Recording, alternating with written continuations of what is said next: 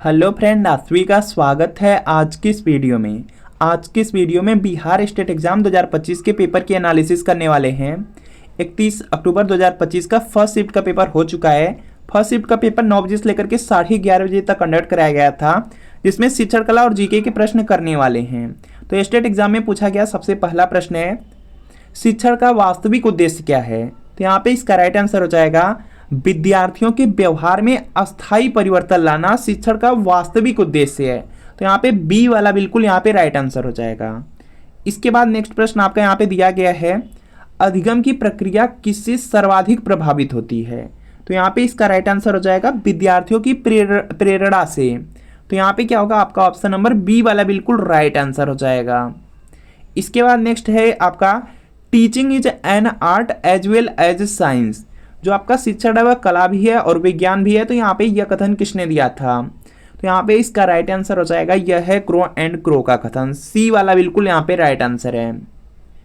यदि शिक्षक कठिन विषय पढ़ा रहा है तो उसे क्या करना चाहिए। तो यहाँ पे इसका राइट आंसर हो जाएगा, विद्यार्थियों की समझ के अनुसार गति रखना चाहिए। तो यहाँ पे क्या है, बी वाला बिल्कुल राइट आंसर हो जाएगा। जब भी टीचर कोई भी यहाँ पे कठिन विषय पढ़ा रहा है तो उसमें देखना चाहिए कि विद्यार्थी किस तरह से समझ रहे हैं, उसी के अनुसार यहाँ पे गति रखना चाहिए। तो बी वाला राइट आंसर है।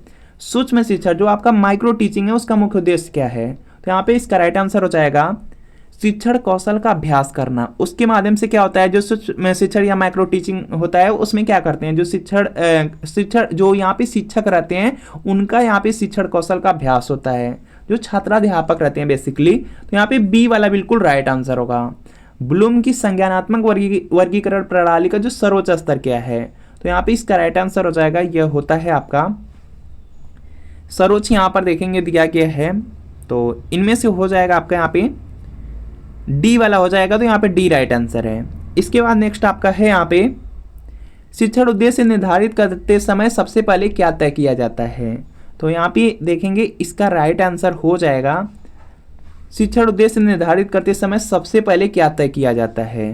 तो यहाँ पे इसका राइट आंसर हो जाएगा, अधिगम परिणाम हो जाएगा। तो यहाँ पे सी वाला बिल्कुल राइट आंसर हो जाएगा। इसके बाद नेक्स्ट आपका यहाँ पे है कि पाठ्य योजना का प्रमुख घटक क्या है। तो यहाँ पे इसका राइट आंसर हो जाएगा, उद्देश्यों का यहाँ पे निर्धारण हो जाएगा। पाठ्य योजना में सबसे इंपॉर्टेंट होता है उद्देश्य का निर्धारण करना। तो बी वाला राइट आंसर है। अगला है कि अनुदेशात्मक उद्देश्य का प्रमुख केंद्र क्या है। तो यहाँ पे इसका राइट आंसर हो जाएगा, विद्यार्थी का व्यवहार होता है। बी वाला बिल्कुल राइट आंसर होगा। अगला है कि प्रभावी कक्षा वातावरण की पहली शर्त क्या है। तो यहाँ पे इसका राइट आंसर हो जाएगा, शिक्षक का अनुशासन प्रिय होना। प्रभावी कक्षा जो होगी उसमें जो वातावरण रहने वाला है उसमें देखेंगे शिक्षक का अनुशासन प्रिय होना बहुत ज़्यादा इंपॉर्टेंट हो जाता है। तो ये वाला बिल्कुल राइट आंसर है। शिक्षण द्विपक्षीय प्रक्रिया, इसका क्या अर्थ है। तो यहाँ पे इसका राइट आंसर हो जाएगा, शिक्षक और जो विद्यार्थी होते हैं दोनों सक्रिय रहते हैं। जो शिक्षण की प्रक्रिया होती है उसमें देखेंगे शिक्षक और जो विद्यार्थी होते हैं दोनों के दोनों सक्रिय रहते हैं, दोनों को सक्रिय रहना पड़ता है। तो सी वाला राइट आंसर है। मूल्यांकन का मुख्य उद्देश्य क्या है। तो यहाँ पे इसका राइट आंसर हो जाएगा, विद्यार्थियों की प्रगति यहाँ पे ज्ञात करना। मूल्यांकन में क्या होता है, जो विद्यार्थी हैं कितनी प्रगति की है, कितना कुछ सीखे हैं, कितना कुछ जाने हैं, उसी का ज्ञान करना होता है, ज्ञात करना होता है। तो बी वाला बिल्कुल राइट आंसर हो जाएगा। कक्षा में जो विविधता है, विविधता का प्रबंधन कैसे किया जा सकता है। तो यहाँ पे इसका राइट आंसर हो जाएगा, व्यक्तिगत जो भिन्नताएं हैं उसको स्वीकार करके। तो यहाँ पे बी वाला बिल्कुल राइट आंसर होगा।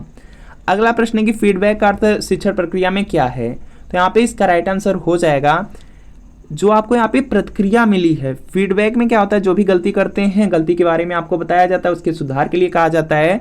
तो जो भी बच्चों से यहाँ पे जो भी बच्चे या टीचर जो भी हैं उनसे जो रिस्पॉन्स मिला है उसी में क्या करना, सुधार करना। तो यहाँ पे क्या होगा, प्रतिक्रिया द्वारा सुधार करना। बी वाला बिल्कुल राइट आंसर होगा। नेक्स्ट है कि शिक्षक की भूमिका अधिगम प्रक्रिया में कैसी होनी चाहिए। तो यहाँ पे इसका राइट आंसर हो जाएगा, मार्गदर्शक की। जो शिक्षक की भूमिका है अधिगम प्रक्रिया में मार्गदर्शक के रूप में ही होनी चाहिए। तो सी वाला बिल्कुल राइट आंसर हो जाएगा। अधिगम को स्थायी बनाने के लिए क्या आवश्यक है। तो यहाँ पे इसका राइट आंसर हो जाएगा, यहाँ पे इसका राइट आंसर हो जाएगा, अनुभवात्मक अधिगम। तो यहाँ पे क्या होगा, बी वाला बिल्कुल राइट आंसर हो जाएगा। जो अनुभव से आप सीखते हैं वह अस्थायी बना रहता है, ज़्यादा दिन तक टिका रहता है। इसके बाद नेक्स्ट है कि teaching is a purposeful activity का अभिप्राय क्या है। तो यहाँ पे इसका राइट आंसर हो जाएगा, शिक्षण एक आपका लक्ष्यपूर्ण प्रक्रिया है।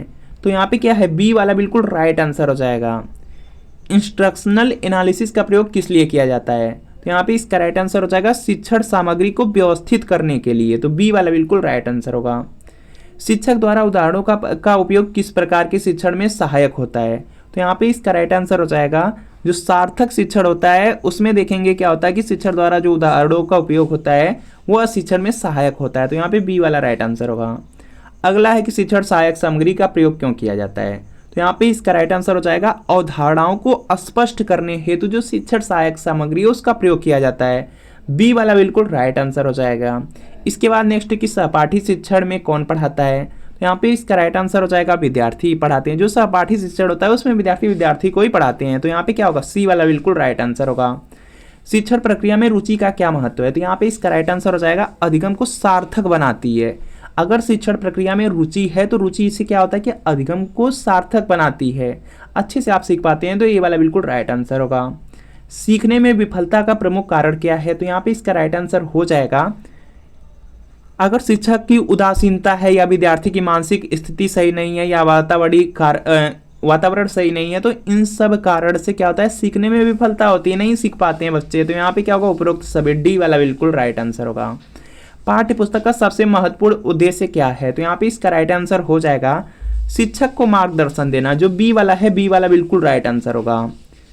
इसके बाद नेक्स्ट है कि प्रभावी शिक्षक की पहचान क्या है? तो यहाँ पे इसका राइट आंसर हो जाएगा विद्यार्थियों से संवाद और सहयोग, यहाँ पे क्या होगा? सी वाला बिल्कुल राइट आंसर होगा।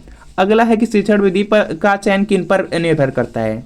तो यहाँ पे इसका राइट आंसर हो जाएगा विषय और जो छात्रों की प्रकृति है उस पर यहाँ पे डिपेंड करता है, तो यहाँ पे क्या है? बी वाला बिल्कुल राइट आंसर हो जाएगा। जब भी यहाँ पे शिक्षण विधि का चयन करेंगे तो देखेंगे कौन सी विषय है, उसी के आधार पर यहाँ पे शिक्षण विधि का चयन करना होता है, और छात्र किस प्रकार के हैं, कैसे हैं, किस क्लास के हैं, इसके अनुसार यहाँ पे जो शिक्षण विधि होती है उसका चयन करना होता है, तो बी वाला राइट आंसर है।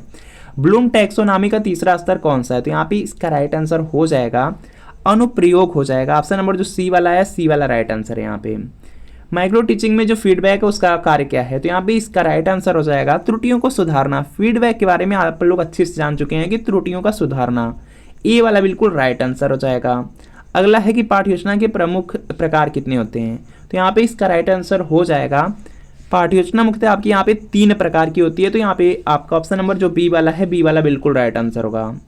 प्रभावी कक्षा शिक्षण के लिए सबसे आवश्यक गुण कौन सा है? तो यहाँ पे इसका राइट आंसर हो जाएगा विद्यार्थियों से सहभागिता हो जाएगी, सी वाला बिल्कुल राइट आंसर हो जाएगा। इसके बाद नेक्स्ट कि कुतुब मीनार का निर्माण किस शासक ने प्रारंभ कराया था? तो यहाँ पे इसका राइट आंसर हो जाएगा कुतुबुद्दीन ऐबक ने कुतुब मीनार का निर्माण प्रारंभ कराया था, तो बी वाला बिल्कुल राइट आंसर हो जाएगा। अगर आप बिहार स्टेट के पेपर फर्स्ट या पेपर सेकंड की तैयारी कर रहे हैं तो शिक्षण कला और अन्य दक्षता के लिए प्रीवियस ईयर क्वेश्चन पेपर ले सकते हैं, क्योंकि बिहार स्टेट एग्जाम में देखेंगे आप लोग की 150 प्रश्न पूछा जाता है, 150 में 100 नंबर आपके सब्जेक्ट से, और जो 50 प्रश्न रहने वाले हैं वह शिक्षण कला और अन्य दक्षता से रहने वाले हैं। अगर प्रीवियस ईयर क्वेश्चन पेपर आप अच्छे से पढ़ लेते हैं तो 35 से 40 प्रश्न आप शिक्षण कला और अन्य दक्षता में बिल्कुल आसानी से ला सकते हैं। इसके लिए आपको यहाँ पर शिक्षण कला में यहाँ पे सभी सब्जेक्ट पढ़ने होंगे, जैसे शिक्षण कला, अन्य दक्षता में जीके, रीजनिंग, आपको मैथ पढ़ना होगा। और यहाँ पर देख सकते हैं प्रीवियस ईयर पेपर का आपको पेपर मिल रहा है 2019 का, 20 का, 23 का, 24 का मिल रहा है। पूरे 46 पेपर का हल मिल रहा है, आंसर की के साथ एक्सप्लेनेशन, सॉल्यूशन, व्याख्या, सब कुछ आपको मिल रहा है। वीडियो के नीचे डिस्क्रिप्शन बॉक्स में आपको एक लिंक मिल रही है, लिंक को सिर्फ क्लिक कर देना है, नाम मोबाइल नंबर फिल कर देना है और आपको सिर्फ 30 रुपये की पेमेंट करना है। जैसे 30 रुपये का आप पेमेंट करते हैं तुरंत डाउनलोड का ऑप्शन आ जाएगा, डाउनलोड कर लेंगे। और अगर इससे तैयारी कर लेते हैं तो बिहार स्टेट एग्जाम में बहुत अच्छा स्कोर कर लेंगे, आसानी से बिहार स्टेट एग्जाम को आप पास कर सकते हैं। तो जो प्रीवियस ईयर क्वेश्चन पेपर इसको जरूर पढ़िए, पूरे 46 पेपर का हल, आंसर की के साथ एक्सप्लेनेशन, सॉल्यूशन, व्याख्या सब कुछ है। इसके बाद नेक्स्ट प्रश्न है कि डेल्टा का निर्माण कहाँ होता है? तो यहाँ पे इसका जो राइट आंसर है यह देखेंगे आपका हो जाएगा यहाँ से नदी के मुहाने पर होता है, तो यहाँ पे क्या होगा? सी वाला बिल्कुल राइट आंसर हो जाएगा। जो डेल्टा है वह कहाँ बनता है? नदी के मुहाने पर बनता है।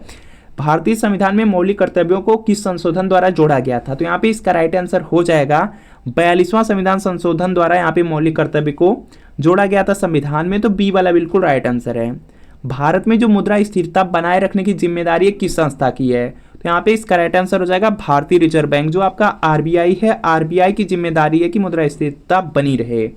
इसके बाद नेक्स्ट की किस देश की मुद्रा एन कहलाती है? तो यहाँ पे इसका राइट आंसर हो जाएगा जापान की मुद्रा का नाम क्या है? एन है, आप लोग जानते हैं, तो यहाँ पे क्या है? बी वाला बिल्कुल राइट आंसर हो जाएगा।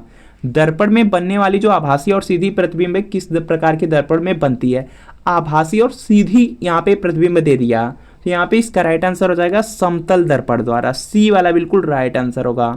जल का विद्युत अपघटन करने पे कौन सी गैस निकलती हैं, तो यहाँ पे देखेंगे इसका राइट आंसर हो जाएगा हाइड्रोजन ऑक्सीजन। यहाँ पे जो जल होता है H2O होता है, और अगर इसका अपघटन किया जाएगा तो यहाँ पे हाइड्रोजन और ऑक्सीजन निकलेगी, तो ए वाला बिल्कुल राइट आंसर होगा। मानव शरीर में इंसुलिन किस अंग से स्रावित होता है, तो इंसुलिन के बारे में आप अच्छी तरीके से जानते हैं कि जो इंसुलिन होता है वह अग्नाशय से निकलता है, तो यहाँ पे बी वाला बिल्कुल राइट आंसर है। कंप्यूटर की कौन सी मेमोरी है जो अस्थायी होती है, तो यहाँ पे इसका राइट आंसर हो जाएगा जो आपका रैम होता है यह अस्थायी होता है, तो यहाँ पे बी वाला बिल्कुल राइट आंसर हो जाएगा। इसके बाद अगला प्रश्न है कि बिहार में जो छठ पर्व है मुख्यतः किस देवी देवता की पूजा के रूप में मनाया जाता है, तो छठ पर्व के बारे में आप लोग जानते हैं। यहाँ पे इसका राइट आंसर हो जाएगा सूर्य देव की पूजा होती है, तो यहाँ पे ए वाला बिल्कुल राइट आंसर हो जाएगा। तो जो भी छात्र यहाँ पे बिहार स्टेट एग्जाम के पेपर फर्स्ट या पेपर सेकंड की तैयारी कर रहे हैं वह शिक्षण कला और अन्य दक्षता के लिए प्रीवियस ईयर पेपर जरूर ले लीजिए। यह 2019, 20, 23, 24 का इसमें आपको प्रीवियस ईयर पेपर मिलेगा, पूरे 46 पेपर का हल आंसर की के साथ एक्सप्लेनेशन सॉल्यूशन सब कुछ मिलेगा। वीडियो के नीचे डिस्क्रिप्शन में लिंक है, लिंक को सिर्फ क्लिक कर देना है, नाम मोबाइल नंबर फिल करके 30 रुपये की पेमेंट कर देना है। जैसे पेमेंट करेंगे तुरंत PDF डाउनलोड करने का ऑप्शन आ जाएगा और आप लोग डाउनलोड कर लेंगे, इससे तैयारी कर लेंगे, बिहार स्टेट एग्जाम में काफ़ी अच्छा स्कोर करके आएंगे। तो मिलते हैं फ्रेंड नेक्स्ट वीडियो में।